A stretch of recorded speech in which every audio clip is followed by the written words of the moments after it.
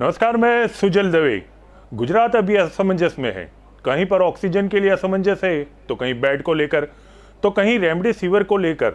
आप तो स्वास्थ्य व्यवस्था को लेकर असमंजस में है, वहीं खुद मुख्यमंत्री विजय रूपाणी इस बात को लेकर असमंजस में है कि तालाबंदी करे या न करे। गुजरात में कोरोना की दूसरी लहर ने विकास मॉडल को जैसे ही बेनकाब किया कि तुरंत लोगों की हालत पर चिंता जताते हाईकोर्ट ने सरकार पर फटकार लगाई थी। हाईकोर्ट में सभी सीनियर एडवोकेट्स ने स्पष्ट कहा था कि कोरोना की चेन को तोड़ने के लिए 4 से 5 दिन की तालाबंदी जरूरी है, तभी ये कोरोना को नियंत्रण में लाया जा सकता है, जिस पर हाईकोर्ट ने सरकार पर कड़े तेवर दिखाए थे। हाईकोर्ट के कड़े तेवर देखकर मुख्यमंत्री ने रात के कर्फ्यू की अवधि बढ़ा दी। पहले 9 बजे जो कर्फ्यू लगता था, अब 8 बजे लगने लगा है। मुख्यमंत्री ने छोटे दुकानदार और मजदूरों के हवाले से कहा था कि तालाबंदी आखिरी हथियार है, हमें मजदूरों की चिंता है, सभी संयमित रह के घर से तभी बाहर निकले जब जरूरी हो। इसके बाद भी कोरोना नियंत्रण में नहीं आया तो हाईकोर्ट ने दूसरी बार कड़े तेवर दिखाए।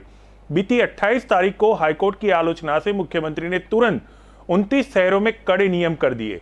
अगर आप याद करोगे तो याद आएगा कि मुख्यमंत्री ने कहा था तालाबंदी तो नहीं है, पर जरूरी हो तभी लोग घर से बाहर निकले, आवश्यक चीजों के पर कोई पाबंदी नहीं लगेगी, होटल पार्सल सेवा दे पाएंगे, वगैरह वगैरह वगैरह। दूसरे दिन व्यापारियों ने यह सोचकर दुकानें खोली कि तालाबंदी तो नहीं है। तुरंत प्रशासन और पुलिस काफिले में निकल पड़े और सारी दुकानें बंद करवा दी। यहां तक तो ठीक था, पर मुख्यमंत्री अपने आप को तालाबंदी से दूर कर रहे। वहीं दूसरी ओर बोटाद से पुलिस अधीक्षक हर्षद मेहता का एक वीडियो बाहर आता है। अधीक्षक साहब क्या कह रहे कि नोटिफिकेशन है तो कोई दुकानें नहीं खोली जाएगी। देखिए ये वीडियो। बोटाद शहर અને નગરપાલિકા વિસ્તારની જનતાને જણાવવાનું કે નગરપાલિકા વિસ્તારમાં સ્વૈચ્છિક લોકડાઉન થયા બાદ ગત 28 તારીખથી સરકારશ્રીનું જાહેરનામું છે, જે જાહેરનામું હાલ બોટાદ શહેરમાં અમલમાં છે। દિવસે પણ અહીંયા વેચાણ વગેરે દુકાનો, પાનના ગલ્લા, લારીઓ આ બધા ઉપર પ્રતિબંધ છે। मात्र आवश्यक चीज वस्तुओं सिवायनी तमाम गतिविधिओ छे ए हाल 5 तारीख सुधी आ जाहेरनामું अमलमां छे, जेथी बोटाद शहेरनी जनताने जणाववानुं के आ जाहेरनामું 5 तारीख सुधी अमलमां रहेशे। साथे साथे रात्रि कर्फ्यूनुं पण जे 29 शहेरोनुं जाहेरनामું छे ए पण बोटाद शहेरमां अमलमां होय। आवती 5 तारीख सुधी आपणे जे रीते चाली रह्युं छे ए रीते चलाववानुं रहेशे, જેની તમામે ખાસ બોટાદ શહેરની जनताए नोंध लेवी। यहां सवाल यह है कि अगर तालाबंदी आपने दी नहीं तो व्यापारी दुकान क्यों नहीं खोल सकते? सोशल डिस्टेंसिंग का ख्याल रख के दुकानें खोलने में आपत्ति है क्या? हकीकत यह है कि केंद्र सरकार ने पहले कह दिया है कि राज्य अपनी स्थिति के आधार पर तालाबंदी का निर्णय लेने के लिए स्वतंत्र है, जिसका सीधा मतलब था गुजरात चाहता तो 1 हफ्ते की तालाबंदी देकर कोरोना की चेन तोड़ सकता था। यह निर्णय लेने में वो स्वतंत्र है, फिर भी क्यों तालाबंदी नहीं की जा रही और स्वैच्छिक तालाबंदी पर जोर दिया जा रहा है? इसका सीधा मतलब है मुख्यमंत्री कोई निर्णय ले नहीं सकते, या तो वो निर्णय लेने के लिए स्वतंत्र नहीं है। स्वैच्छिक तालाबंदी के नाम पर लोगों को परेशान किया जा रहा है। अगर यहां पर मैं मुख्यमंत्री की वो दलील मान लूं कि मजदूरों के हित में हम तालाबंदी नहीं कर रहे, तो यहां पर मैं कहना चाहूंगा कि तालाबंदी करके भी आप मजदूरों का ख्याल रख सकते हैं, अगर रखना चाहो तो।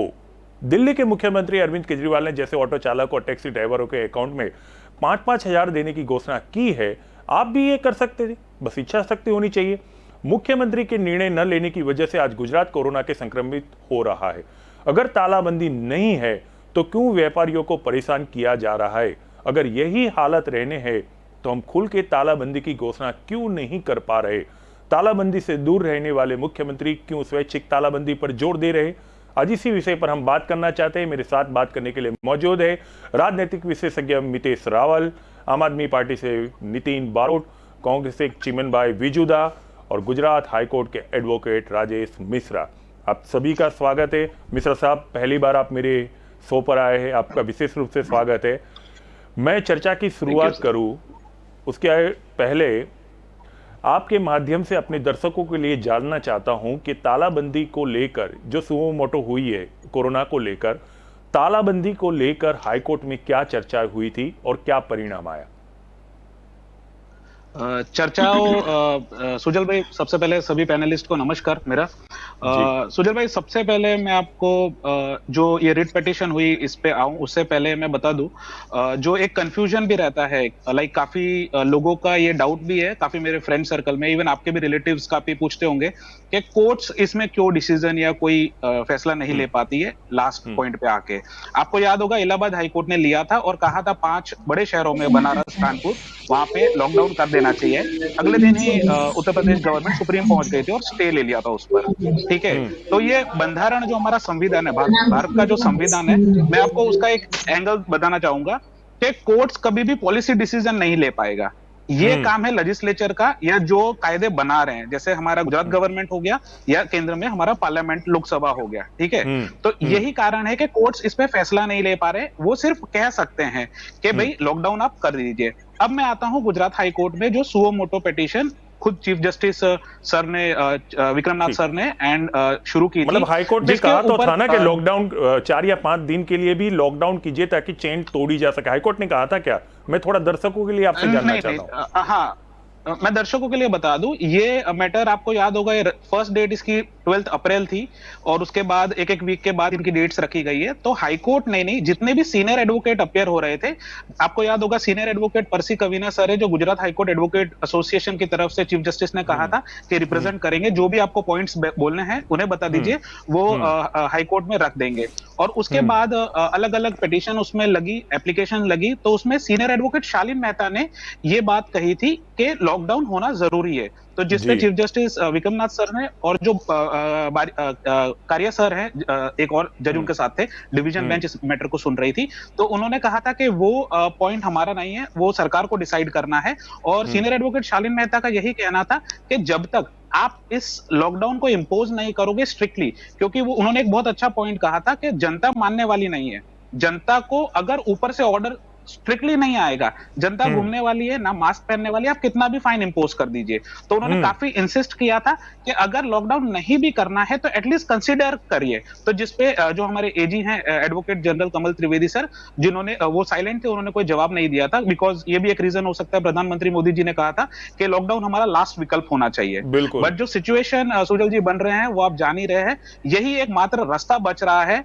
और एक मैं पॉइंट और बोल दूं, कि गवर्नमेंट को शायद ये धारणा बनी हुई है कि लॉकडाउन हो जाएगा तो उससे, जैसा कि आपने अपने वो इंट्रोडक्शन में भी कहा, कि उससे लोगों के लाइवलीहुड या रोजी रोटी पे फर्क पड़ेगा, तो उस चीज का ख्याल रखा जा सकता है। आपने बिल्कुल। देखा होगा काफी स्टेट्स और यूनियन टेरिटरीज ने वो स्टेप्स को लिया है।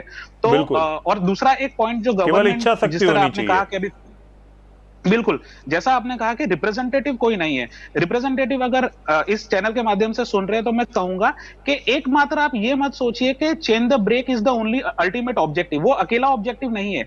इस दौरान आपकी तैयारियां भी आप काफी कर पाओगे, जिस तरह वैक्सीन प्रोडक्शन की बातें चल रही है, वही एकमात्र सॉल्यूशन है हमारे पास इस चीज का। तो उस लॉकडाउन के तहत आप उस चीजों को इंपोर्ट कर सकते हो दूसरी कंट्री से, और हमारे पास जो कोवैक्सीन, कोविशील्ड है, वो तो उसका भी प्रोडक्शन आप इंक्रीज कर सकते हो। और जैसा आपको पता होगा, हमारे former prime minister Manmohan Singh ने भी जो एक लेटर लिखा था प्रधानमंत्री नरेंद्र मोदी जी को, जो हमारे करंट प्राइम मिनिस्टर है, कि आपको कंपलसरी लाइसेंसिंग पे भी सोचना चाहिए। तो मुझे लगता है बहुत अच्छे सुझाव आए हैं, तो उन चीजों को भी ये लॉकडाउन के दौरान कंसिडर किया जा सकता है। और एटलीस्ट जो मैंने इससे पहले भी एक इंटरव्यू दिया था, उसमें मैंने बताया था के न्यूज को, कि जो पैंडेमिक फैटिग, हम डॉक्टर्स और जो फ्रंटलाइन वर्कर्स के बारे में सोच ही नहीं रहे हैं, उन्हें भी थकान है पिछले 2 साल से काम करते करते। तो बहुत सारे फैक्टर्स हैं जो एक एक करके हम चर्चा करेंगे, लाइक जिस तरह आप बता रहे हैं, लेकिन ये सारे पॉइंट्स को ध्यान में रखते हुए सीनियर एडवोकेट्स थे जो इस साइड इंक्लाइंड हो रहे थे कि आपको एटलीस्ट ज्यादा नहीं तो 8 दिन का लॉकडाउन ही सही, बट करना चाहिए चेन को रोकने, ब्रेक करने के लिए। ठीक है। अभी मितेश जी हमारे साथ जुड़े हुए हैं। मैं जब से ये सुओ मोटो पिटीशन दाखिल हुई और खास करके नाइट कर्फ्यू की अवधि बढ़ा दी गई है, तब से मैं मितेश जी को बड़ा नज़दीकी से अध्ययन कर रहा हूँ। वो ज़्यादातर अपने आर्टिकल या उनके मैसेजेस या मुझसे जो बात करते हैं, मैंने देखा है कि वो नाइट कर्फ्यू के बारे में अपना एनालिसिस करते हैं। तो मितेश जी, आज आप यहाँ पर मौजूद है, तो मैं आपके माध्यम से अपने दर्शकों के लिए जानना चाहूँगा, क्या वाकई कोरोना की चेन तोड़ना नाइट कर्फ्यू के आधार पर खड़े रहकर इस युद्ध को जीता जा सकता है?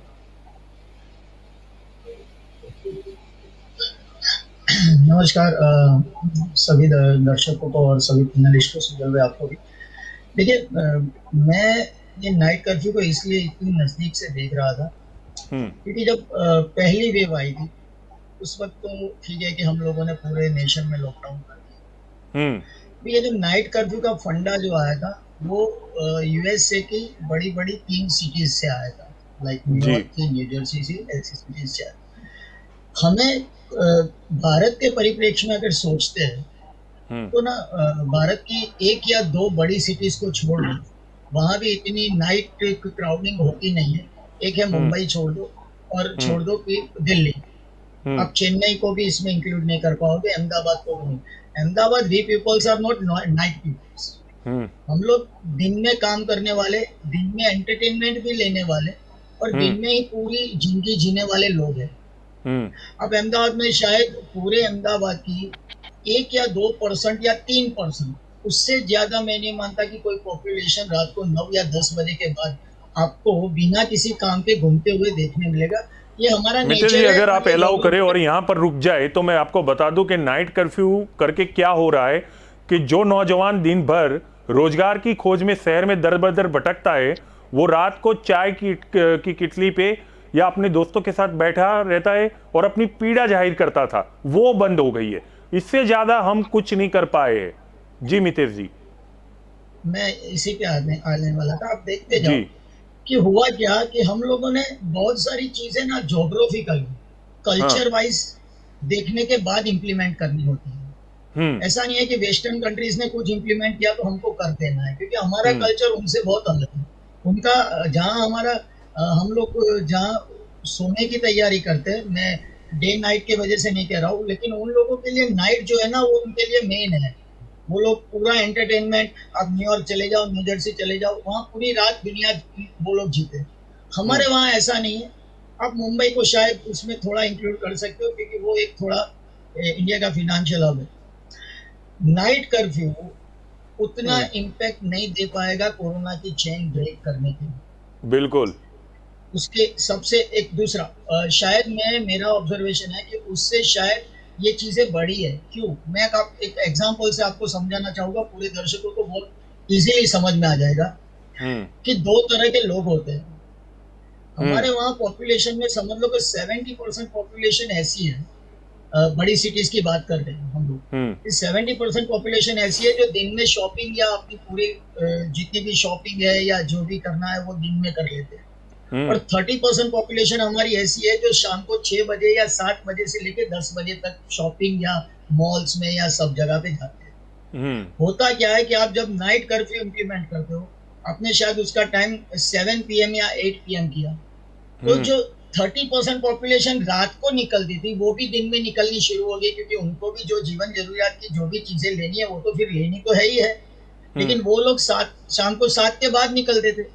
हम्म। वो 30% पॉपुलेशन भी दिन के क्राउड में इंक्लूड हो गई। हम्म। उससे हुआ क्या कि जो भी जीवन जरूरी चीज है, कि जो समझ लो मॉल है या सुपर मार्केट है, वहां आपकी 100% पॉपुलेशन, जो भी शॉपिंग की पॉपुलेशन हम लोग कैलकुलेट करते हैं, वो दिन में दिखनी शुरू हो गई। हमारा बेसिक बेसिक फंडा क्या था? Social distancing. तो हम्म। यहाँ तो क्या हुआ कि जो स्कैटर्ड होना था, आपका हम्म। कस्टमर स्कैटर्ड होना था, उसकी जगह पे पूरा कस्टमर एक टाइम दिन में आ जाता है। और हम्म। होता क्या है कि आपका 7 PM को नाइट कर्फ्यू शुरू होता है, तो आपका कस्टमर 5 PM या 5:30 PM को तो मार्केट छोड़ने की तैयारी करेगा, वो भी करेगा, और बिजनेसमैन या ट्रेडर भी करेगा। तो बिल्कुल। पूरा मार्केट आपका दिन का 10 सुबह 10 से लेके शाम 5 बजे तक का पूरा 100% क्राउड उसमें इकट्ठा होगा पूरे मार्केट में। चाहे वो होलसेल मार्केट हो या रिटेल मार्केट हो, मॉल्स हो, और कोई भी एंटरटेनमेंट की जगह हो, हम्म। होटल्स, रेस्टोरेंट्स हो। हम्म। उसकी वजह से ना सोशल डिस्टेंसिंग की जो बात, जिस फंडा की वजह से हम लोग कर्फ्यू लगाते थे, उसका रिवर्स हो गया। हाँ। और उसी की वजह से सोशल डिस्टेंसिंग की, जो हम लोग एक वर्ड यूज करते, मतलब धज्जियां कहने का उड़ गई वो प्रयत्न पूरी ये दुनिया। है कि इससे केस बढ़ सकते हैं, कम नहीं हो सकते। केस बढ़ सकते हैं ना, आपकी सोशल डिस्टेंसिंग रही कहाँ? क्योंकि कम वक्त जो में आपको क्राउड ज्यादा से स्कैटर ज्यादा होना, खरीदारी करनी है, अपना काम खत्म करना है। आपका शॉपिंग क्राउड, एक लाइन में बता दूं, आपका शॉपिंग क्राउड जो टोटल 15 आवर्स में स्कैटर होता था, वो टोटल अब 8 आवर्स में इंक्लूड हो गया है ना पूरा क्राउड। हम्म। तो हम्म। उससे तो क्या हुआ कि हर जगह पे आपको भीड़ भाड़ दिखने शुरू हो जाएगी। चलिए, और ठीक ठीक। और दूसरी एक चीज जी जी जी जी मैं बताऊं, जी। नाइट कर्फ्यू जब आप इम्प्लीमेंट करते हो तो ना उसके साथ साथ आपको ना आपके लोगों को कन्विंस करना होता है कि नाइट कर्फ्यू के अलावा हम दूसरा कोई लॉकडाउन नहीं लगाएंगे। हम्म अगर लगाएंगे फिर भी आपको कन्विंस करना है, अगर नहीं लगाना है फिर भी आपको कन्विंस करना है। हम्म। उसके लिए आपको ना मीडिया का यूज करना हो या किसी कोई भी यूज करना हो, लेकिन हुआ क्या है कि वो सरकार जैसे और आपने जनता के बताया कि बीच हम का जो विश्वास का समन्वय है उसके आधार पे होता है। ये कम्युनिकेशन गैप है, हाँ ये जो हाँ। गैप है ना, इसी गैप की वजह से इसी ठीक। क्योंकि सरकार में जो है, सरकार में क्या है कि एक शासक पक्ष का कहीं कहीं छोटा सा एमएलए भी कहीं छोटा सा स्टेटमेंट दे दे कि लॉकडाउन की जरूरत है, फिर भी उसकी इम्पैक्ट लोगों पे पड़ जाती है कि भाई लॉकडाउन आ रहा है आ रहा है आ रहा है आ रहा है। और ये जो आ रहा है जो बात है ना, उसकी वजह से ना ज्यादा भीड़ बाजार में लगती है।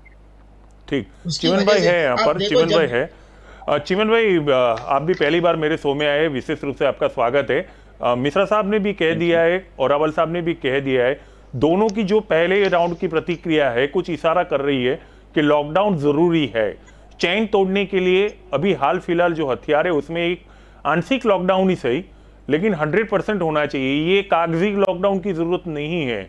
और जो खेल खेला गया है लॉकडाउन के नाम पर कि मुख्यमंत्री आके बोल रहे हैं कि कोई लॉकडाउन तो है नहीं लेकिन आप अपना ध्यान रखिए, और दूसरे दिन प्रशासन सारी दुकानें बंद कराता है।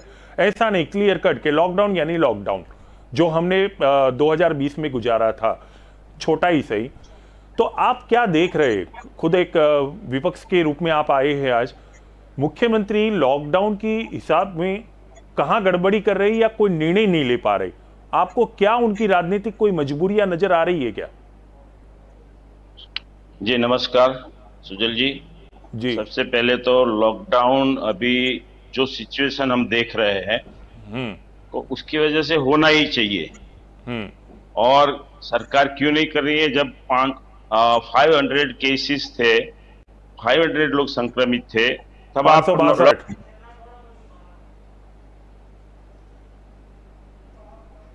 अरे मैंने ऐसा क्या कह दिया कि आवाज बंद हो गई आपकी? जब जी। जब जरूरी है कि भी लॉकडाउन को तो ये चेन को तोड़ना जरूरी है आज के दिन पर, तब आप हाँ। लॉकडाउन नहीं कर रहे हैं। और जो भी करवा रहे हैं कि बाय फोर्स आप कर्फ्यू लगा रहे हैं रात को, और जी। दिन को भी क्या करते हैं, बाय फोर्स आप लोगों की दुकानें बंद करवा रहे हैं। अरे भाई आप लॉकडाउन क्यों नहीं कर रहे? आप हाँ। लॉकडाउन कर ही दो। क्या वजह है? क्या मजबूरी मुझे तो ये पता नहीं चल रहा है कि उनकी क्या मजबूरी है। जब पहले ऐसा नहीं, था मेरा कि सवाल ही लोगों को वही पता था, नहीं जब था पता ही नहीं है नहीं तो नहीं फिर नहीं, वही हाँ, हाँ। नहीं मैं ऐसा बोल रहा हूँ कि भाई जब उस टाइम ऐसा था कि लॉकडाउन की क्या इफेक्ट पड़ेगी वो पता नहीं था, तब हमने लॉकडाउन डाल दिया है।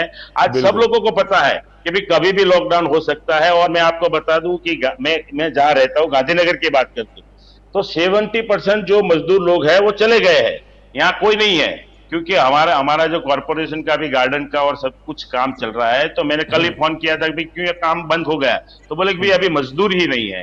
जब मजदूर नहीं है तो कैसे हम करेंगे? तो ये जनरली तो मैं मानता हूं 70% से 80% लोग तो चले गए जो काम करने वाले हैं। फिर आप क्यों लॉकडाउन नहीं डाल रहे हो? मैं मानता हूं सरकार को सिर्फ यही चिंता है कि अगर लॉकडाउन करेंगे तो लोगों को खाना देना पड़ेगा या सुविधाएं देनी पड़ेगी। अरे भाई पहले भी आपने नहीं दी थी तो उसमें भी कोई बढ़िया ऐसी सुविधा दी नहीं थी जितने लोगों को भी दी थी। तो आज क्यों लॉकडाउन नहीं कर रहे? मैं तो मानता हूं इनका जो इलेक्शन का फंडा था वो अभी खत्म हो रहा है। अभी अभी शायद आएगा लॉकडाउन में। आप लिख के रखो कि लॉकडाउन अभी आएगा, क्योंकि इनको इलेक्शन करना था। इन लोगों को ये ऐसा है कि भाई लोगों को का जो होना है हो, हमारा जो है भाजपा का राज चलना चाहिए। और हमें जो करना था वो करने गए, मगर उसमें भी सफल नहीं हुए। मैं तो उनको ये विनती करता हूं विपक्ष के नाते कि भाई साहब आपको राज करना हो तो हम ऐसे बोलते, सामने से बोलते करो, जितना भी करना हो करो, मगर लोगों को अभी जो बेड नहीं मिल रहे हैं, ऑक्सीजन नहीं मिल रहे हैं, इंजेक्शन जो नहीं मिल रहे हैं, उसकी वो सुविधाएं दो। आपको जो भी करना राज और भी 5 साल नहीं 10 साल और करो, मगर मानवता जैसा तो कुछ रखो। आप ओवरऑल तो अच्छा, आप ठीक है आपकी चिमन ह्यूमन भाई, बीइंग है। आपकी तीखी प्रतिक्रिया बहुत जरूरी थी जो आपने दे दी, लेकिन एक सवाल आपके ऊपर भी हो जाता है। सरकार चलाना केवल जो सत्ता में उसकी जिम्मेदारी नहीं है। जनता का ध्यान रखना केवल सरकार में बैठे लोगों का काम नहीं है, ये विपक्ष की भी उतनी ही भूमिका तय करती है। आप लोगों ने कोरोना में क्या किया, मुझे बताइए। आपकी अच्छा। विपक्ष ने क्या क्या काम किया? केवल सरकार की आलोचनाएं की है, टीवी चैनल पे आके आप बोल रहे हो। मुझे बताइए, कहीं मुझसे चूक हो गई हो, छूट गया हो तो मेरे दर्शक भी जान ले। बताइए आप क्या कर रहे हैं। आप लॉकडाउन के बारे में अभी बोल रहे, क्या सरकार को आप लोग मिले? लॉकडाउन को लेकर गंभीरता सरकार के सामने आप लोगों ने रखी। आप रेमडेसिविर की बात कर रहे हैं, ठीक है, तो आपने कितना मुहैया कराई? चलिए उस पर आपको एक छूट मिल जाती है कि नहीं वो कानून के खिलाफ है, तो आप कितने अस्पताल में गए कि मरीजों का सही इलाज हो रहा है नहीं हो रहा है, कितने डॉक्टरों के अभिप्राय लिए? थोड़ा आप अपनी भूमिका स्पष्ट कर दीजिए। मैं कर देता हूं। आपने सही अच्छा सवाल बढ़िया उठाया है। पहली बात तो है कि न हम लोगों को इंजेक्शन ला के दे सकते हैं, न ऑक्सीजन दे सकते हैं। हाँ, बेड क्यों? मुहैया कर सकते हैं। जी। बताओ रेमडेसिविर सरकार की जिम्मेवारी है और सरकार जो रेमडेसिविर छोड़ उनके दीजिए नियम ना, है। ऑक्सीजन आज आम हाँ। आदमी भी कहीं से जुगाड़ करके ऑक्सीजन भी किसी को दे सुनो, सकता मैं है। वही बता रहा हूं। मैं बता रहा हूं, आपको शायद पता हो ना हो।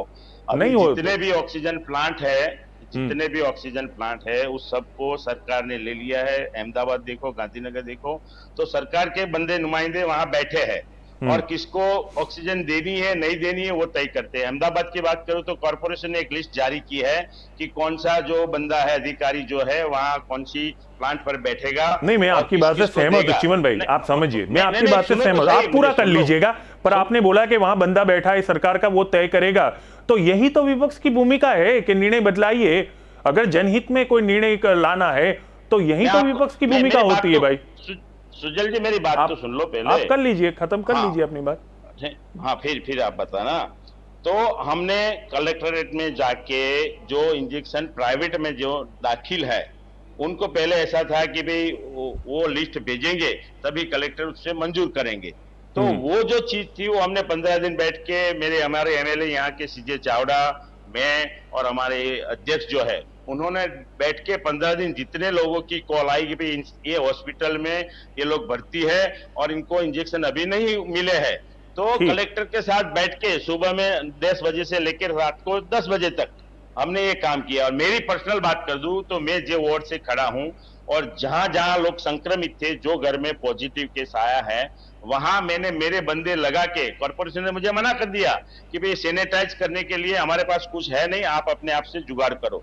तो मैंने मेरे बंदे लगा के जहां भी पॉजिटिव केस आए मेरे वार्ड में पूरे में, वहां वो उसके घर को सैनिटाइज किया। किसी का भी कॉल आया या नहीं आया नहीं, जाके खुद पूछा है कि भाई यहाँ कोई पॉजिटिव है, और जाके आप वार्ड नंबर 6 है मेरा, सेक्टर आता है 12, 13, 14, 15, 16, 17, गोकुलपुरा, फतेहपुरा, आप जांच भी कर सकते हैं।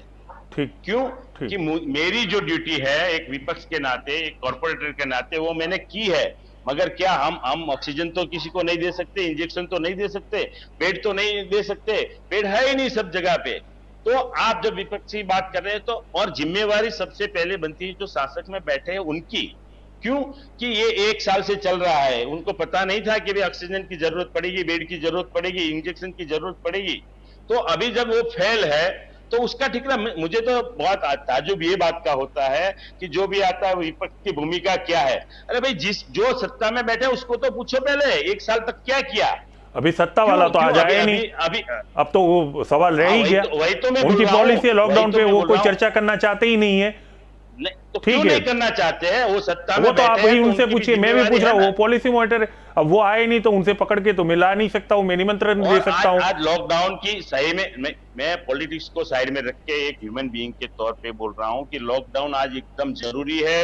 क्योंकि मैंने मेरे सामने जो बंदे मरते हुए देखे हैं ना, और उनको पता भी नहीं है, 1 घंटे के पहले बात हुई है और वो बंदा चला जाता है, तो कहने का मतलब ये जो दूसरा वाला जो है बहुत खतरनाक है। क्योंकि मुझे पता है, क्योंकि हमको पता नहीं है कि भाई मुझे है कि नहीं पॉजिटिव, और मैं 4 दिन ऐसे ही रहता हूं तो वो मेरे फेफड़े में चला जाता है और घंटे 2 घंटे में तो आदमी खत्म भी हो जाता है। इसलिए सबको भी एक मेरी विनंती भी है कि भाई देखो, बाहर निकलना बंद करो, कमाई होनी हो तो होगी, कल कहीं से भी जुगाड़ करेंगे, खाना पीना जो भी है पैसे का भी, मगर आज का दिन ऐसा है कि पता ही नहीं चलता आदमी को कि कब उसके साथ क्या हो गया। तो बहुत सारे चले, ठीक। मेरा जो एरिया हाँ, है मैं उसमें आता सबसे हूँ ज्यादा चिमन भाई, प्रसारित। आप ही के पास आऊंगा, आप ही के पास आऊंगा। पर्याप्त समय सबको दे दिया जाएगा। मेरे शो की एक विशेषता ये है कि आराम से आप अपनी प्रतिक्रिया दे सकते, बड़े शिस्त वाले पैनलिस्ट होते हैं मेरे वहाँ। नितिन भाई काफी समय से हमें धैर्य से सुन रहे थे। नितिन भाई आपका विशेष मैं आभार व्यक्त करता हूँ और माफी चाहता हूँ कि आखिर में आया हूँ, लेकिन आपके लिए एक सवाल है मेरे पास। एक सवाल बहुत महत्वपूर्ण है। हाँ, डॉक्टर फौजी कह रहे, डॉक्टर रंजीत गुलेटिया कह रहे कि कम से कम 3 या 4 हफ्तों का लॉकडाउन देश में जरूरी है। मैं देश की बात छोड़ देता हूं, हम गुजरात में बैठ के चर्चा कर रहे हैं तो मैं गुजरात की बात करो। आपको क्या लग रहा है, क्यों गुजरात में लॉकडाउन तो है, लॉकडाउन है पर कागज पर नहीं है, प्रशासन की जो हुक्मी पे लॉकडाउन है, तो वाकई घोषणा क्यों नहीं हो पा रही कि लॉकडाउन में हम सबको रख दिया गया है, आज से तालाबंदी शुरू होती है, आपको इस तरह से रहना है जैसे हमने 2020 में सुना था। इस दिशा में हम क्यों नहीं जा रहे, आप क्या महसूस कर रहे? सुजल भाई आपका धन्यवाद। ये जो टॉपिक चुना है वो भी बहुत अच्छा है, क्योंकि हम इस बात को लेके काफी बार आपके यहाँ पे डिबेट हुई, काफी दूसरी मीडिया चैनलों में भी हमारी राइट में डिबेट में ये चर्चा होती रहती है कि गुजरात में लॉकडाउन होना चाहिए। पर जो आपने अभी जो चिमन भाई ने भी बात की, मितेश भाई ने भी बताया और वकील साहब ने भी बताया, उस हिसाब से सरकार डिसीजन नहीं ले पा रही है। सरकार को यह है कि हम लॉकडाउन कर देंगे तो कितने लोगों को रखना पड़ेगा, उनको राशन देना पड़ेगा, उनके लिए सारी व्यवस्थाएं करनी पड़ेगी, ये उनको कहीं ना कहीं डर है। दूसरा, अपने यहाँ जो मुख्यमंत्री है वो आपातकालीन, मतलब ये जो स्थिति है ना, ये पूरे विश्व में भी बहुत गंदी परिस्थिति है, उस चीज को भी अपने देश में भी इसको आपातकालीन जैसी स्थिति है, और इसीलिए उनको सर्वदलीय बैठक सभी पार्टी लोगों को बुला के, जो वॉलंटियर है, जो सेवा करना चाहते हैं, उनकी एक फौज बनानी चाहिए और सबको जिम्मेवारी देनी चाहिए कि आप लोग ये ड्यूटी में बच जाओ। और ये सब करने के बजाय लॉकडाउन भी नहीं दे रहे, फिर रात को उनको मालूम है कि 8 बजे ही कर्फ्यू लगता है, क्योंकि 8 बजे ही कोरोना आता है, उन्होंने कहीं से ढूंढ के निकाल लिया होगा कि 8 बजे ही कोरोना आएगा। लेकिन जबकि भीड़ ज्यादातर, आप देखो अहमदाबाद में काफी जगह, छोटे सिटी में भी शाम को 5 बजे से लेकर 8 बजे तक ही ज्यादा भीड़ रहती है, क्योंकि 8 बजे कर्फ्यू लगने वाला है और 5 बजे शॉपिंग करने जाएंगे तो भीड़ उसी टाइम पे इकट्ठी हो जाती है। उसकी बजाय इन्होंने तबक्कावार करना चाहिए था लॉकडाउन पहले से कम। अभी सुप्रीम कोर्ट बोल रही है, हाई कोर्ट बोल रही है, कोविड टास्क फोर्स भी बोल रही है कि भाई ये लॉकडाउन जरूरी है। अपने जो अच्छे डॉक्टर जो है, जो कोविड सर्विस में है, वो भी बोल रहे हैं, अच्छे जो वकील है, जो जानकार है, जो पॉलिटिकल एनालिसिस है, वो भी बोल रहे हैं कि लॉकडाउन चाहिए। लेकिन किसी की बात नहीं सुनी, उनको सिर्फ उनकी पड़ी है, वो उनको, मतलब मैं तो ये बोलूंगा गुजरात में जो मुख्यमंत्री है वो एक डिसीजन नहीं ले पा रहे हैं यार।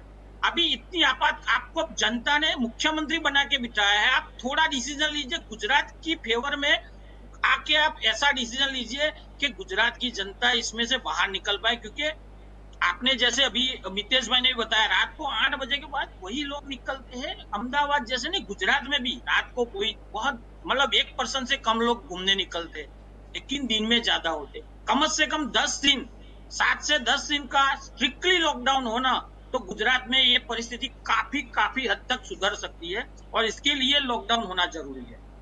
ठीक है, जी धन्यवाद नितिन जी। मिश्रा साहब, फिर से मैं आपके पास आना चाहूँगा। अब जो सारे पैनलिस्ट को करीबन आपने भी सुन लिया, मैंने भी सुन लिया, जो प्रतिक्रियाएं सबने दी, अगर मैं उसका एक समरी आपको दूं तो मुझे ऐसा लग रहा है कि मुख्यमंत्री कहीं ना कहीं कोई डिसीजन लेने में कमजोर पड़ रहे।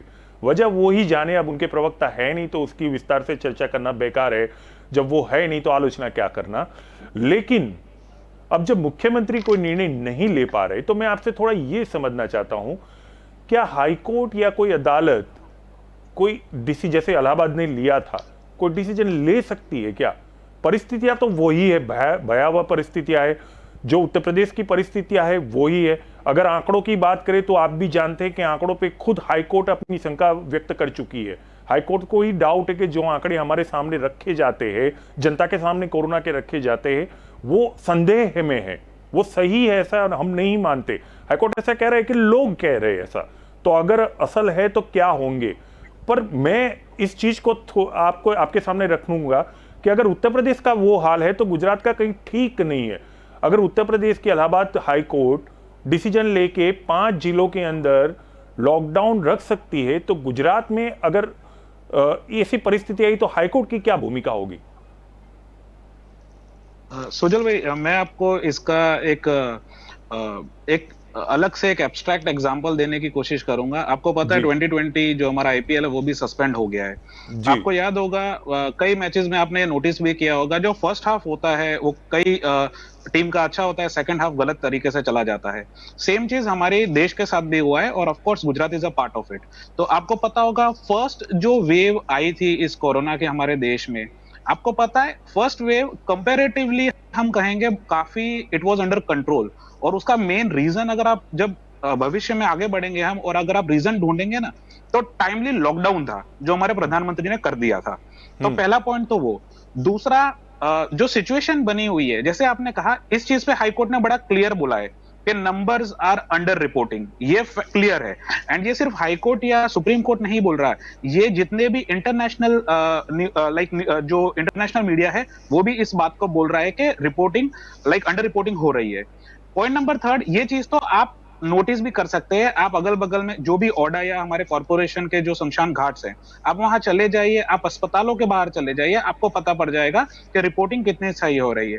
पॉइंट नंबर 4, मुझे ऐसा लग रहा है कि नाउ धीरे धीरे करके, पहले मैं आपके सवाल का जवाब भी दे दूं, जो इनडिसीजन की बात है, मुझे ऐसा लगता है वो काफी अपेरेंट है, बहुत क्रिस्टल क्लियर है कि डिसीजन नहीं ले पा रही है, जबकि ये चाहिए। क्योंकि एक बार अगर आपके हाथ से चीजें चली गई तो सोचिए, जो चीज कंट्रोल में है, आप नहीं सोच सकते हमारे देश में ये एक्सपोनेंशियल राइज बन सकता है। अभी भी अगर आप चार्ट्स को देखें कोविड केसेस के, तो बहुत सॉलिड इंक्रीज हो रहा है। और जैसा आपको पता है, गवर्नमेंट्स ने टेस्टिंग कम कर दी है, कल ही रिपोर्ट्स में देख रहा था। तो उससे वो इसका सॉल्यूशन नहीं है। आप समझिए, आपको पहले तो चेन को ब्रेक करना है और आपकी जो बाकी सारी प्रिपरेशन है वो करना है। तो इन डिसीजन गवर्नमेंट की तरफ से आ रहा है, ये 100% श्योर है। मुझे नहीं पता ये किसका इंतजार कर रहे हैं। पॉइंट नंबर 2, कोऑर्डिनेशन का भी बहुत इश्यूज है कि एजेंसीज कोऑर्डिनेट ही नहीं कर पा रही। आपको पता होगा, नेशनल लेवल से बातें कही जा रही है, हमारे पास सफिशिएंट ऑक्सीजन है, बट सफिशिएंट आप इस तरह तैयारी नहीं कर सकते। अगर मान लो एक रोड पर आज 10,000 लोगों का ट्रैफिक है, अगर आप सोच रहे हो कि आने वाले 5 साल में हम बना देंगे 15,000 का, तो आने वाले 10 साल में वहां पे हो सकता है 50,000 व्हीकल हो, तो आप कैसे प्लानिंग कर सकते हो? तो प्लानिंग और कोऑर्डिनेशन का भी एक बहुत बड़ा इशू है। और पॉइंट नंबर 3, अब मुझे ऐसा लग रहा है कि स्टेट गवर्नमेंट हो या सेंट्रल गवर्नमेंट हो, उनको रियलाइजेशन धीरे धीरे आ रहा है। बिकॉज जैसा मैंने आपको हमारे इंट्रोडक्टरी पार्ट में बताया, यूनाइटेड स्टेट से एंथोनी फॉचाई और हमारे जो एम्स के डायरेक्टर है रणदीप गुलेरिया, इनकी भी मीटिंग हो गई है। नाउ ऐसा लग रहा है कि गवर्नमेंट का भी इंक्लिनेशन आ रहा है, they are also in favour of strict lockdown. तो ये लॉकडाउन आएगा, तो जैसा कि मैंने आपको बताया कि ये सिर्फ चेन को ब्रेक करने के लिए, और मुझे ऐसा लगता है इसको किसी भी गवर्नमेंट को, चाहे स्टेट गवर्नमेंट हो या सेंट्रल गवर्नमेंट हो, इसको मैटर ऑफ ईगो, जो जनरली फैमिली केसेस में हम देखते हैं, वो बनाना भी नहीं चाहिए।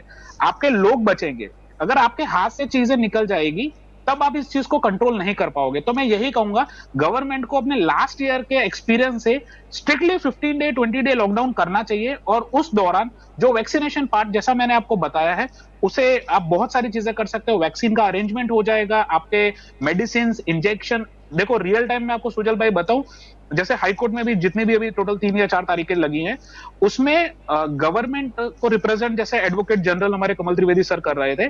देखिए, किताबों में चीजें और कागजों पे चीजें बहुत अच्छी लग रही है। कार्य साहब ने इस चीज को नोटिस भी किया था। रियल टाइम आप जब जमीन पर जाएंगे ना, तो उनमें से, ऐसा नहीं कहूंगा उसमें से कुछ नहीं है, बट आप समझ लो उस रेशियो में बिल्कुल नहीं है। और अगर उसका 50% भी है, तो जो 100% आप कागज पे बता रहे हो, जब वो भी सफिशिएंट नहीं है, तो आप जस्ट इमेजिन करिए सिचुएशन क्या कितनी बदतर हो सकती है आने वाले समय में, जहां पे 6.5-7 करोड़ हम गुजरात में हैं और पूरे भारत में अगर आप हमारी पॉपुलेशन देखो। तो मुझे ऐसा लगता है इस चीज को समय पर अगर कंट्रोल नहीं किया गया, तो दुनिया हंसने के लिए टाइम नहीं लगाएगी, हम पे हंसेगी। तो मुझे ऐसा लगता है ईगो को साइड में रख के कोई भी गवर्नमेंट हो, और कई स्टेट गवर्नमेंट्स ने वो चीज किया है, तो एटलीस्ट उस चीज को वो रोक नहीं पाए एटलीस्ट, बट स्टेबलाइज हुआ है, उनका पैरेलल हो गया है ग्राफ, जो हम वाई एक्सिस बनाते हैं, ताकि चीजें रुकी है। अगर चीजें रुक रही है तो वो अच्छी बात है, इसलिए गवर्नमेंट टाइम टू टाइम उसे एक्सटेंड भी कर रही है। आपको पता होगा, दिल्ली गवर्नमेंट ने 1 वीक का किया, उन्हें लगा अभी भी कंट्रोल नहीं हो रहा, तो उन्होंने 1 वीक एक्सटेंड किया। तो वन वीक करके भी आप देख सकते हो अगर कंट्रोल नहीं आ रही। और रहा सवाल, जैसा कि आपको पता है हेल्थ इंफ्रास्ट्रक्चर का, सुजल भाई आपको भी पता है, मैंने इससे पहले भी जिस इंटरव्यू में बाइट दिया था, ये प्रैक्टिकल चीज है। ऑफकोर्स कोई भी गवर्नमेंट 135 करोड़ के लिए अस्पताल नहीं बना पाएगी, तो आपको दिमाग से और आपको सोच के, लॉजिकल और रैशनल सोचना होगा। और जैसे बहुत सारे सजेशंस अच्छे आ रहे हैं, अभी आप गवर्नमेंट या अपोजिशन मत सोचिए, आपको अगर सिविल सोसाइटी भी कोई अगर अच्छा सुझाव दे रही है, कोई एनजीओ दे रही है, इंटरनेशनल अगर मीडिया से कोई सजेशन आ रहा है, तो अगर वो अच्छा है तो आपको इनकॉर्पोरेट करना चाहिए। आपको अपनी जनता बचानी है। समझो ये वैसा दुश्मन नहीं है कि आप बंदूक लेके निकल जाएंगे और लड़ना शुरू कर देंगे, ये आपको कभी भी नहीं दिखेगा। तो रात के लॉकडाउन और दिन के लॉकडाउन का कोई सेंस नहीं बन रहा। अगर आप रियल टाइम देखेंगे तो वो मल्टीप्लाई हो रहा है, और वो एक्सपोनेंशियली मल्टीप्लाई हो रहा है। और इस इंक्लाइन को रोकने के लिए और बाकी सब तैयारी करने के लिए मुझे ऐसा लगता है कि लॉकडाउन की जरूरत है। और हाई कोर्ट और सुप्रीम कोर्ट, जैसा कि आपने मुझे सवाल किया, वो सही है। तो मैंने आपको पहले ही बता दिया कि जुडिशियल जो ऑर्गन है हमारे इंडियन कॉन्स्टिट्यूशन, जो हमारा संविधान है, वो पॉलिसी डिसीजन नहीं ले पाएगा। तो इसलिए शायद वो भी रीजन है कि कोर्ट्स, जैसे आपको पता है इलाहाबाद हाई कोर्ट ने वो डिसीजन लिया, तो तुरंत ही गवर्नमेंट सामने चली गई कि भाई जुडिशियल कोर्ट्स का ये काम नहीं है, आप पॉलिसी मैटर्स पे कुछ मत बोलिए, ठीक है। तो और उसको स्टे कर दिया सुप्रीम कोर्ट ने। तो मुझे लगता है ये चीजें, इलेक्टेड जो रिप्रेजेंटेटिव हमने भेजे हैं, चाहे स्टेट गवर्नमेंट के हो या सेंट्रल गवर्नमेंट में हो, उनको अपना ईगो, अपना जो एक एरोगेंस है, उसको साइड में रखना चाहिए और लोगों को सुनना चाहिए। क्योंकि एसी में आपको और मेरे को नहीं पता चलेगा रियल टाइम प्रॉब्लम क्या है। मैं कई लोगों के लिए, आपको पता होगा, अभी मैं 2 घंटे पहले ही मैंने एक नई रिट पिटीशन फाइल करी जामनगर में, मैं डिटेल्स नहीं बता सकता, बट फाइल करी। उनको लोगों को लाइक ऑक्सीजन सिलेंडर वहां भी नहीं मिल रहे, उनको बेड अवेलेबिलिटी नहीं है। बेड मिल रहे तो खाटला दे दे, और अगर ऑक्सीजन ना दे, मुख्यमंत्री ने वहां उद्घाटन किया है, फेता काटा है जामनगर का। और आज ही मैंने रिट पिटीशन, अभी मैंने 2 घंटे पहले मैंने एक्चुअली रिट पिटीशन फाइल की। इसे नियति का है क्या? यही तो नियति है भाई। देख लीजिए। तो हाँ, तो देखिए, जो कहते हैं ना, आश्वासन एक अच्छी चीज है, प्लानिंग एक अच्छी चीज है, बट अनलेस अगर आप उस चीज को इंप्लीमेंट नहीं कर पा रहे, और नहीं कर पा रहे वो भी गलत नहीं है, बट अगर उसे आप देख भी नहीं पा रहे, तो जो ह्यूमिलिटी कहते हैं, वहीं से सारी बात शुरू होगी। पहले उसे मानो तो सही कि भय सामने खड़ा है।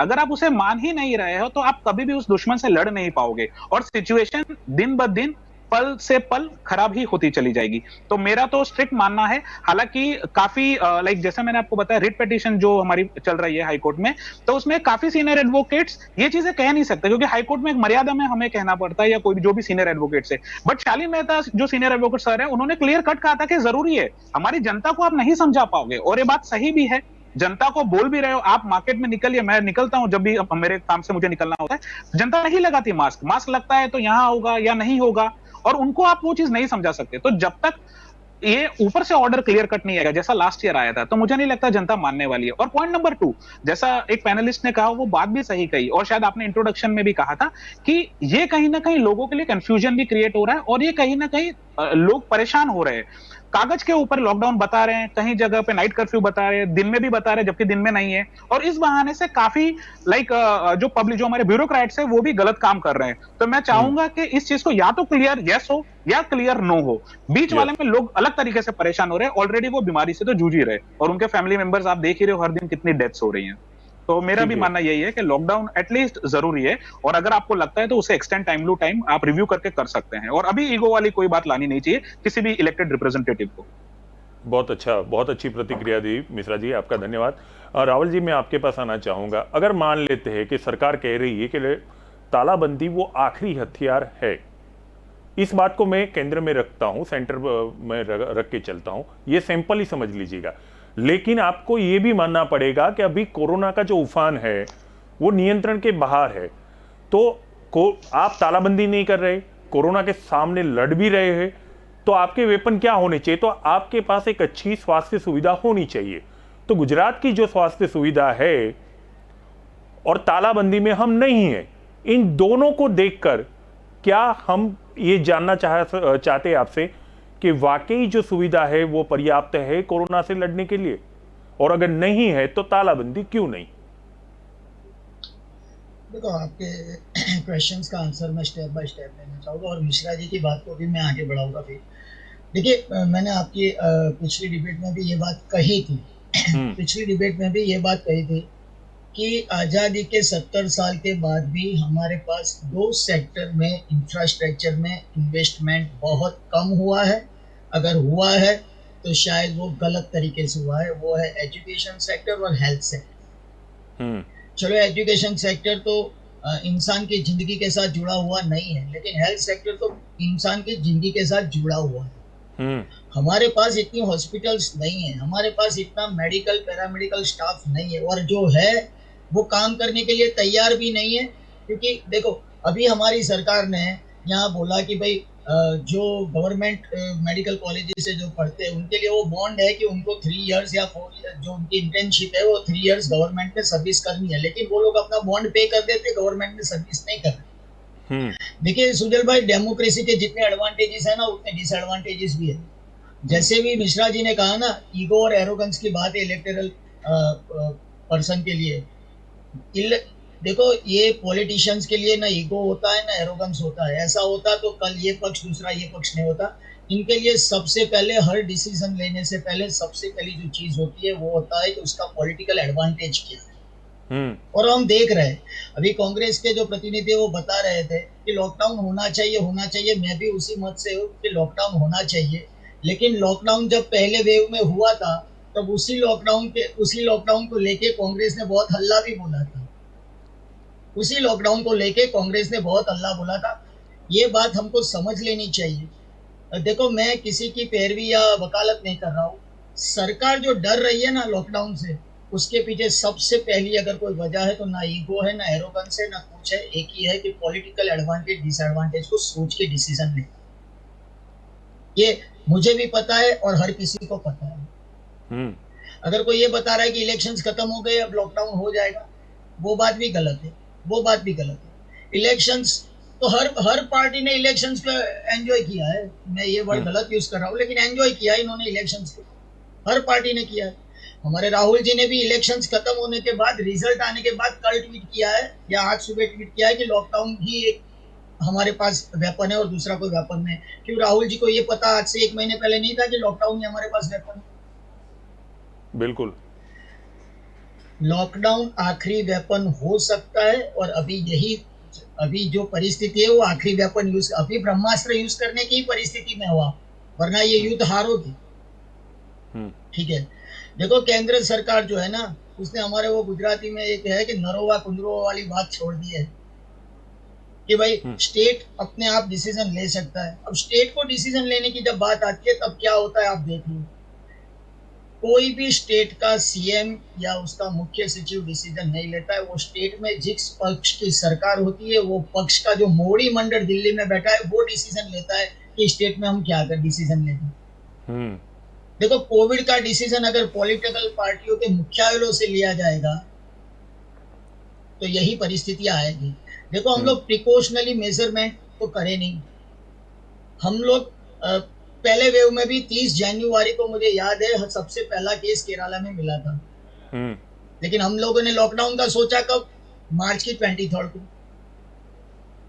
हम लोग इंतजार करते, हम लोग क्यों, उसका भी रीजन था। बीच में फरवरी में हमारे सबसे आज तक के इतिहास के सबसे महंगे मेहमान आने वाले थे फरवरी में, आप सबको मालूम है। उनकी वजह से हम आज तक के सबसे महंगे मेहमान।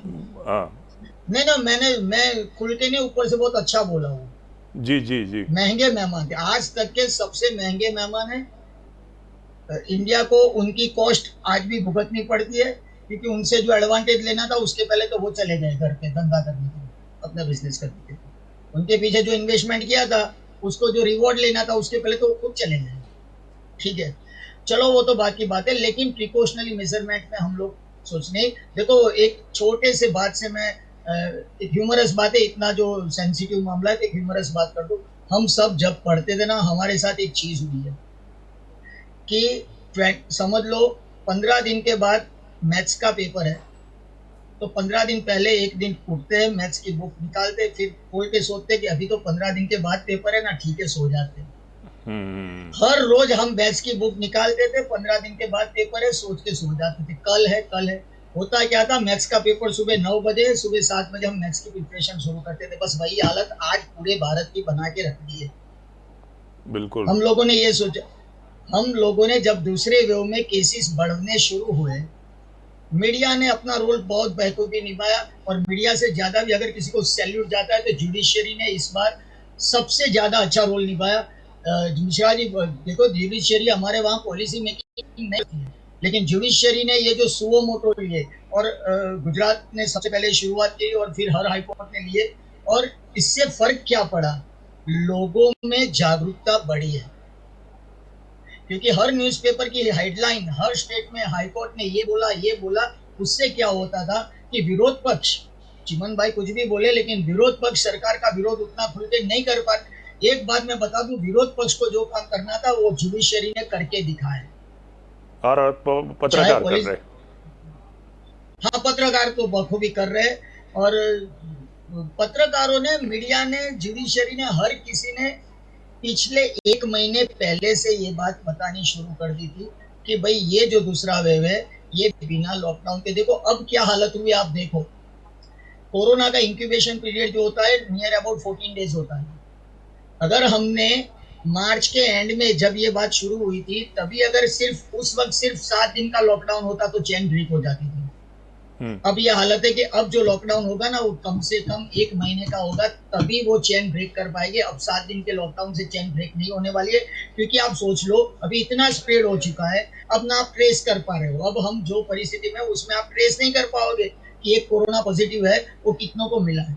तो उन सबका इंक्यूबेशन पीरियड जब तक खत्म नहीं होता है तब तक आप लॉकडाउन नहीं खोल पाओगे। बिल्कुल। तो जो चीज 7 दिन के लॉकडाउन में खत्म होने वाली थी वो 1 महीने तक के खींच वो आज ली। एक, चले ठीक है, एक प्रतिक्रिया ले लेते हैं। अटकी हुई है तो सरकार के, बोलो। ले लो। सरकार के लिए अभी जो सबसे बड़ी चीज है, जान और जहान दोनों में से एक चीज का निर्णय करना है। जान है तो जान है, और सरकार जो है वो जान है तो जहान है, लेकिन सरकार के लिए अभी तो क्या है कि जान या जहान दोनों में से किसका निर्णय ले, वो सरकार के लिए कंफ्यूजन है। सरकार कंफ्यूज है, उसके लिए सबसे पहले जिम्मेदार है हर पॉलिटिकल पार्टी को, सरकार को एकजुट के होकर बताना पड़ेगा कि अगर लॉकडाउन की वजह से इकोनॉमिकली हम लोग पीछे जाते हैं तो उसके लिए हम हल्ला नहीं करेंगे। बिल्कुल सही बात है, क्योंकि उसका पॉलिटिकल ये सहयोग होता है। विरोध पक्ष नहीं लेगा ये, हाँ, कोई विरोध पक्ष इस चीज का डिसएडवांटेज नहीं लेगा शासक पक्ष के सामने। ये बात अगर विरोध पक्ष उनके सामने साबित कर दे तो ही सरकार ये डिसीजन लेगी, वरना तो यही बात होगी कि हर स्टेट, हर कलेक्टरेट अपनी परिस्थिति के हिसाब से डिसीजन ले। चर्चा बहुत अच्छे मोड़ पे लाके रख दी है रावल ने, मितेश जी ने बहुत अच्छे मोड़ पे लाके चर्चा को रख दिया है। अब विपक्ष यहाँ मौजूद है, सरकार का कोई नुमाइंदा तो नहीं है, पर अगर विपक्ष है तो सीधा सवाल आप दोनों से ही हो जाता है विपक्ष कि अगर लॉकडाउन आता है तो उसे राजनीति में तब्दील न करके आप लोग सरकार को किस तरह से सहयोग करेंगे? चिमन भाई, पहले भी हमने तो बोला था और हमने लॉकडाउन के दरमियान लोगों का सहयोग नहीं, किया आपने था, पहले राशन चरण में दिलाया विरोध था। किया था, पहले चरण में विरोध हुआ है। चलिए वो छोड़ दीजिए, पुरानी बातें थे। नहीं, वो जवाब भी दे रहा हूँ, क्योंकि पहले दौर में जो हुआ था तो फिर सिर्फ जो थे संक्रमित लोग 500 लोग थे, और आज कितने हैं वो भी देखना चाहिए। आज हम ही बोल रहे हैं कि भी लॉकडाउन करना चाहिए। क्यों? राहुल जी ने पहले भी संसद में बोला था कि भाई जो आने वाला जो ये कोरोना है बहुत भयानक है, तब संसद में खिल्ली उड़ाई गई थी शासक पक्ष के द्वारा, वो भी मितेश जी को याद होगा। अरे वो पुरानी बात है, नहीं बिल्कुल याद है, सबको याद होगा। पुरानी क्यों याद नहीं करना है भाई? अरे सुजल जी क्यों याद नहीं करना है? क्योंकि हमने पहले भी आगाह किया था कि वो आप मुद्दे से भटक रहे हो, इसलिए मैं बोल रहा हूँ। आप मुद्दे से वही मैं मुद्दे पर ही आ रहा हूँ ना, मुद्दे पर सुजल जी का चलिए कि राहुल जी ने बारी बारी से चेतावनी दी थी, राहुल जी ने जो दूरदर्शी बताई थी तो सरकार ने उसकी कभी मानी नहीं, और फिर बाद में हर बात में माननी पड़ी, हर बात उनको राहुल जी की बाद में माननी पड़ी। तो आज भी विपक्ष बोल रहा है तो सही बोल रहा है। गुजरात की बात करें तो गुजरात में भी इलेक्शन नहीं करने के लिए हमारे अध्यक्ष जी ने पहले भी बोला था, गांधीनगर के इलेक्शन के लिए भी बोला था, इसके बाद उन्होंने इलेक्शन बंद रखे हैं। हमने तो पहले ही बोला था कि इलेक्शन अभी नहीं होना चाहिए। तो हम तो बारी बारी जब हम सोचते हैं तो ह्यूमन बीइंग को ध्यान में रख के बोलते हैं, और बोला जा रहा है कि लास्ट वेपन है। तो अभी भाई आदमी की मौत से बढ़िया लास्ट चीज क्या हो सकती है? आप क्यों सोच रहे हैं? अभी आज लोग मर रहे हैं और आप बोल रहे हैं लास्ट, तो अभी लास्ट जो भी है, लास्ट हो फर्स्ट हो जो भी हो कर डालो, करना ही है, क्यों नहीं कर रहे? वो सवाल आज खड़ा है, क्योंकि आपका सहयोग है ना? दिन में जरूर, हाँ सहयोग है, पूरा सहयोग है। हमने तो मांग भी की है कि लॉकडाउन करो, चलो और राजस्थान में अभी लॉकडाउन है, ठीक है, राजस्थान में लॉकडाउन है, वो हमारी पहल भी है। हाँ जी ठीक है। सुजल जी। ठीक है, अब एक विपक्ष और भी हमारे राज्य में आ गया है तो उनकी भी प्रतिक्रिया ले लेते हैं। नितिन जी क्या कहते हैं? नहीं, होना चाहिए। मैं आपको जो बात विदेश भाई ने बताई, क्योंकि कोई पॉलिटिकल पार्टी अगर इकोनॉमी गिर गई है और इसी परिस्थिति में है तो अपोज करे, वो भी गलत है, क्योंकि खाली पॉलिटिकल पार्टी अपना वो सीधा नहीं करती। लेकिन आपको एक बात यहाँ पे सोचनी चाहिए, कोविड टास्क फोर्स बनी है, उसके लिए मैं पूरे देश के लिए बात कर रहा हूँ, क्योंकि अपनी यहाँ जब पहली वेव आई उसी टाइम पे बहुत अच्छी तरह से कंट्रोल हो गया था, और उसी के बदौलत, क्योंकि पूरे विश्व में वो डंका बचा रहे थे कि हमने ये कर दिया, हमने ये कर दिया, वो कर दिया। चलो वो किया था उन्होंने कि गुजरात मतलब पूरे देश में लॉकडाउन लगाया था, उससे काफी दिक्कतें आई थी, पर कहीं ना कहीं हम कोविड को फैलने से रोका था।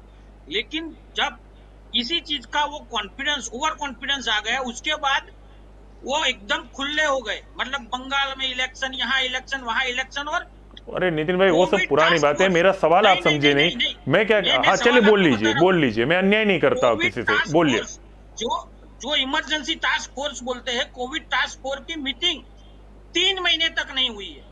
अगर अपने देश के अंदर इतनी भयंकर जो बीमारी फैली हुई थी, उसकी आने वाली लहर है, सब बता रहे हैं उसकी मीटिंग होनी चाहिए। अभी वो 24 घंटे उसकी मीटिंग हो रही है, तो वो 3 महीने तक नहीं हुई थी। मतलब कहीं ना कहीं ये नाकामी है। तो अभी इकोनॉमी डाउन हो, ग्रेड हो, ये जनता के हित में नहीं है, लेकिन लॉकडाउन जनता को जीना, मतलब पब्लिक को जीने के लिए लॉकडाउन जरूरी है। इसीलिए हम बोलते हैं कि लॉकडाउन चाहिए, और दिल्ली में तो हो गया है कब से, पर हम इसीलिए बोल रहे हैं, हम इसी चीज में कोई ऑपोज नहीं करेंगे, पर करो, लॉकडाउन करो, जरूरी है। सुजल ठीक भाई। है जी, धन्यवाद। मिश्रा जी और राहुल साहब, मैं आपसे आप लोगों के छोटी छोटी प्रतिक्रिया ले लूँ, फिर मुझे चर्चा को विराम भी देना है। अगर ये लॉकडाउन आता है तो एक सवाल सरकार का तो वाजिद है कि जो छोटे मजदूर है, ऑटो रिक्शा वाले हैं या पेडल रिक्शा वाले हैं, उन लोगों की एक समस्या आती है। तो एक सुझाव आप दोनों की ओर से एक मिनट में सरकार को, जो आपके सुझाव सरकार को निर्भय बना सके और वो पुख्ता निर्णय लेने के लिए मजबूत हो जाए, तो उन लोगों के बारे में सरकार क्या सोच सकती है? पहले मैं रावल जी से मैं शुरू करता हूं, फिर मिश्रा जी आपके पास आता हूं। रावल जी। मैं समझता हूँ कि जो इंडस्ट्रियलिस्ट है, जिनके वहाँ मजदूर काम करते हैं, सबसे बड़ा जो लेबर है वो इंडस्ट्रियलिस्ट में है। वो इंडस्ट्रियलिस्ट को आगे आना पड़ेगा। लॉकडाउन के दरमियान अपने मजदूरों को अपने वहां रख के उनका जो दिन आना है, उनके जो ये 15 दिन 20 दिन चलाने, उसकी जिम्मेवारी लेनी पड़ेगी। वैसे भी इंडस्ट्रीज के लिए एक CSR है, ठीक है, उनकी सोशल रिस्पॉन्सिबिलिटी है। दूसरी बात आती है कि वो लोअर ग्रुप जो बाजार में फेरी लगाते या रिक्शा चलाते, वो उनके लिए म्यूनिसिपल कॉर्पोरेशन एरिया में कॉर्पोरेट, देखो ये पूरा किसी स्टेट गवर्नमेंट पे या पूरा केंद्र सरकार पे लोड डालने से अच्छा है कि हर अथॉरिटी, लोकल अथॉरिटी से लेकर सेंट्रल गवर्नमेंट तक ये पूरी जिम्मेवारी डिवाइड कर दी जाए। और उसके लिए सबसे पहली जरूरत, स्कीम देने से कुछ नहीं होगा, उसके इम्प्लीमेंटेशन के पीछे एक अच्छी फोर्स बनानी पड़ेगी। हो सके तो एनजीओ को इन्वॉल्व करो। बहुत सारे एनजीओ ने फर्स्ट लॉकडाउन में अच्छा से काम किया है, हर घर पर पहुंचाया, अनाज पहुंचाया, सरकार ने भी पहुंचाया, 5 किलो अनाज, ये सब हुआ है। लेकिन कोऑर्डिनेशन करके, ऐसा ना हो कि एक घर में 50 किलो इकट्ठा हो जाए और 1-2 आदमी भूखे मर जाए। तो उसके लिए अच्छी कोऑर्डिनेशन चाहिए होगी और पूरा व्यवस्था करनी पड़ेगी। एक बात कह के मैं मेरी बात को विराम दूंगा। देखो लॉकडाउन क्यों जरूरी है, तो भाई प्रताप और अकबर जिंदा रहेंगे तो दिल्ली और मेवाड़ फिर बस जाएगी, इतना समझ लो। और उसके लिए लॉकडाउन ही रास्ता है। प्रताप और अकबर को जिंदा रहना है, मेवाड़ दिल्ली तो बसती रहेगी। क्या बात है, दूसरा बहुत कोई बड़ी बात इलाज कह दी, बहुत अच्छी बात कह दी, धन्यवाद मितेश। हाँ मिश्रा जी। मैं रावल जी की बात को आगे एक्सटेंड कर दूं, काफी बात उन्होंने कह दी। उसके साथ काफी स्टेट्स में हमारे पास एग्जांपल्स हैं कि 2 महीने का आप अगर मॉनेटरी अमाउंट दे सकते हैं, प्लस या तो उनको जो भी उनके लाइवलीहुड में जो दिक्कत है लोअर टायर पे, वो कर सकते हैं। अब मैं खाली एक कंक्लूडिंग रिमार्क्स में सिर्फ एक बात कह दूं जो लॉकडाउन लास्ट ईयर था और जो लॉकडाउन इस बार हम जो जनता मांग रही है या जो सिचुएशन बनी है, वो दोनों में एक फर्क है जो जनता को और गवर्नमेंट को समझना चाहिए।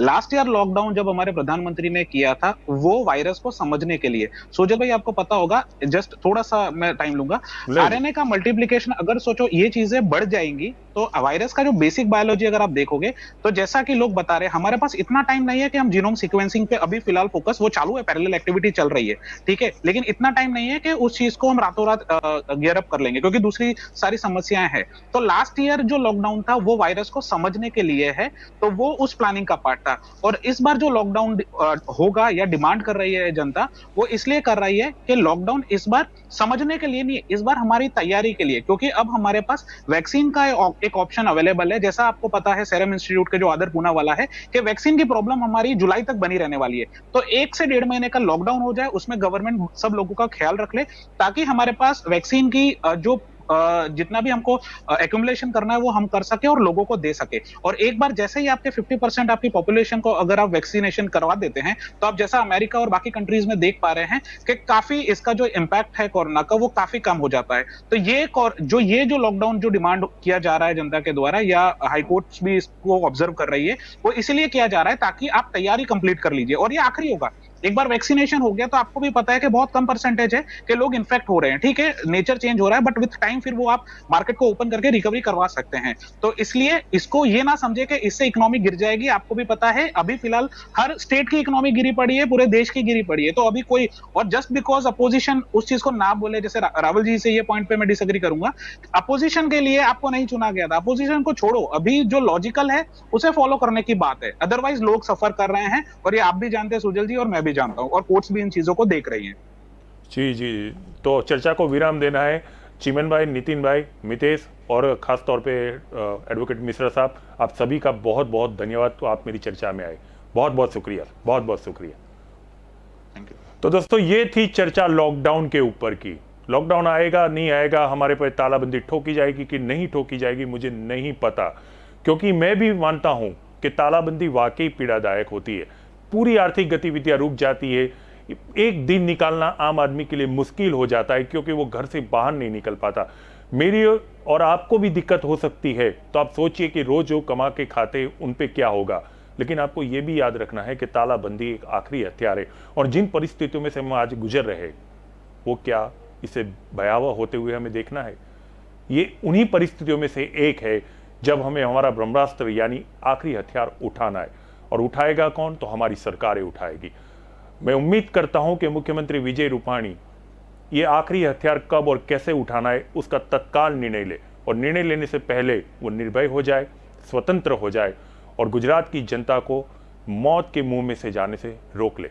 ऐसी चर्चा लेके आपके पास आऊंगा, तब तक के लिए मुझे इजाजत दीजिए। नमस्कार।